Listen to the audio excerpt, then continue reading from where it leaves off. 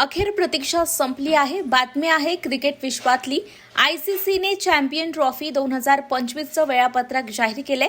BCCI आणि PCB यांच्यातील चर्चेला पूर्णविराम लागला असून आयसीसीने अखेर स्पर्धेचं वेळापत्रक जाहीर केलंय. 19 फेब्रुवारीपासून या स्पर्धेला सुरुवात होणार आहे. पहिला सामना न्यूझीलंड आणि यजमान पाकिस्तान यांच्यात कराची येथे होणार असून तर बहुप्रतीक्षित असा भारत-पाकिस्तान सामना 23 फेब्रुवारीला होणार आहे.